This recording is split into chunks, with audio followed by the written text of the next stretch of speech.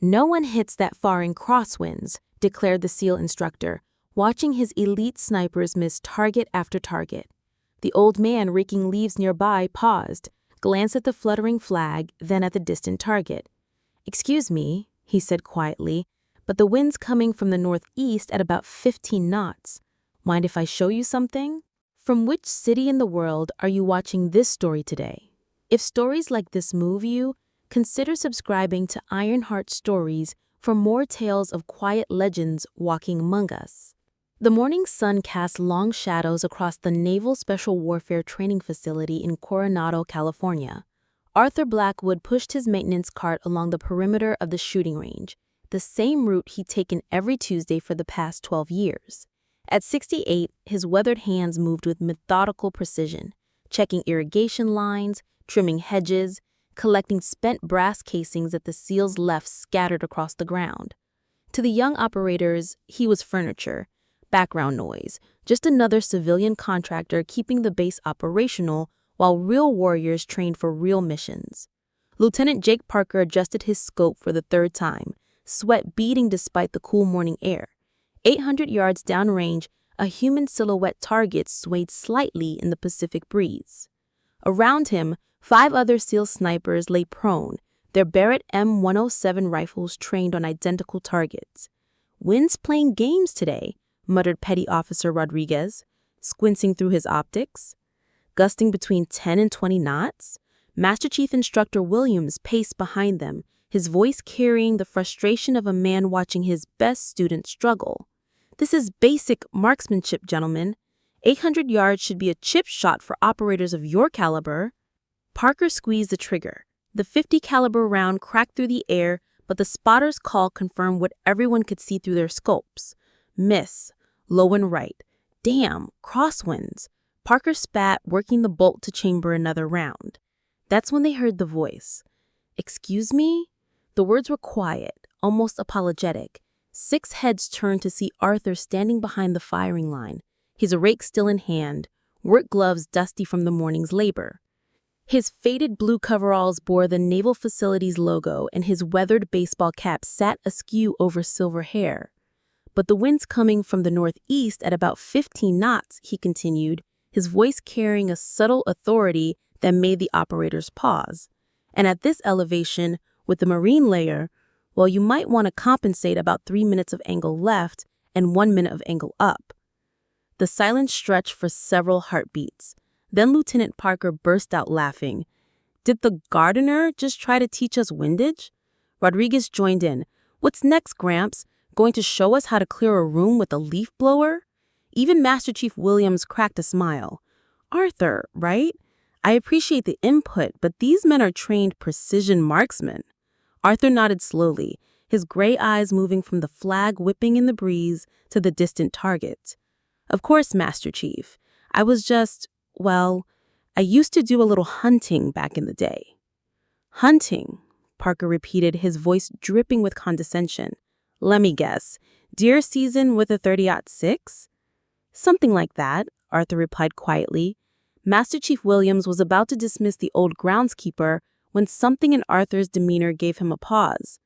There was a stillness about the man, a way he held himself that seemed oddly familiar.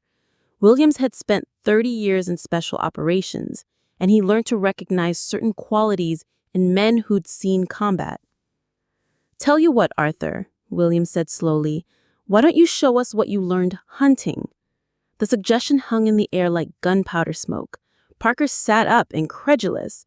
"Master Chief, you can't be serious." "Dead serious, Lieutenant. If Mr. Blackwood here thinks he can do better than Navy SEALs, let's see what he's got." Arthur hesitated. For 12 years, he'd kept his head down, content to tend his gardens and live quietly in the shadows of his past.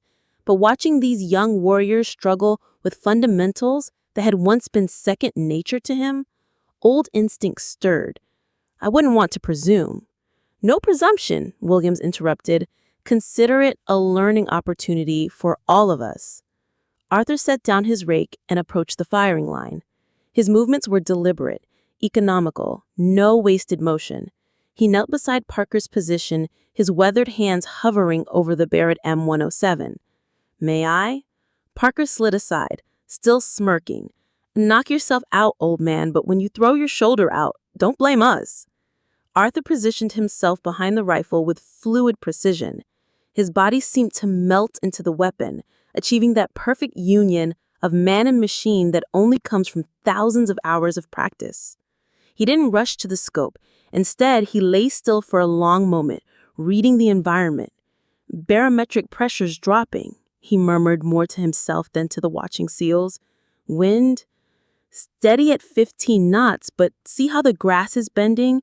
There's a thermal updraft about halfway to target. He finally settled behind the scope, his breathing immediately falling into the controlled rhythm that snipers know by heart. His finger found the trigger, but he didn't rush. He waited. 1, breath, 2. On the third exhale, Arthur's finger moved with surgical precision. The Barrett roared, its muzzle blast kicking up dust and rattling equipment. Through their spotting scopes, 6 SEAL snipers watched the impossible happen. The target didn't just hit, it obliterated. The round struck dead center mass, tearing through the silhouette with devastating accuracy. The silence that followed was profound. "Beginner's luck," Parker whispered, but his voice lacked conviction. Arthur worked the bolt smoothly, chambering another round. This time, he didn't pause to read the wind.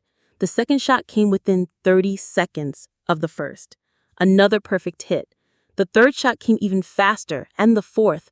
By the 5th round, the target was barely recognizable, shredded with precision that bordered on supernatural. Master Chief Williams lowered his binoculars, his expression unreadable. "Arthur," he said quietly, "what did you say you used to hunt?"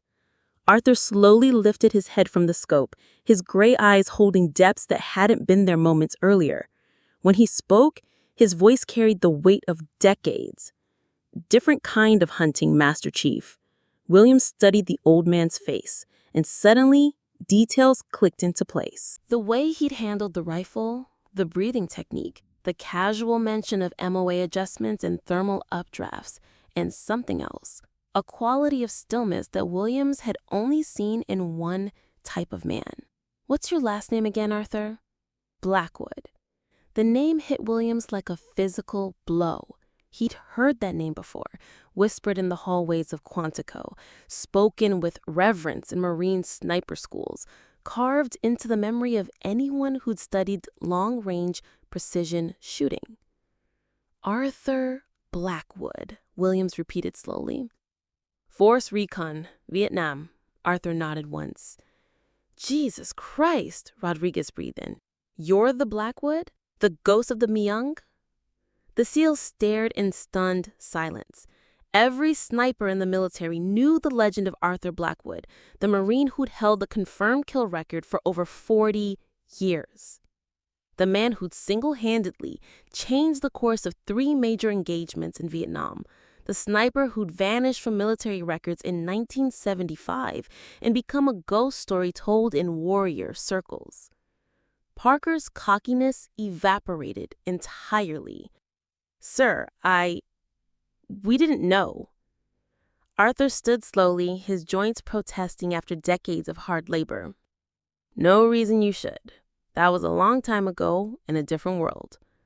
He handed the Barrett back to Parker with the same care he'd shown while pruning roses. But the wind reading still applies.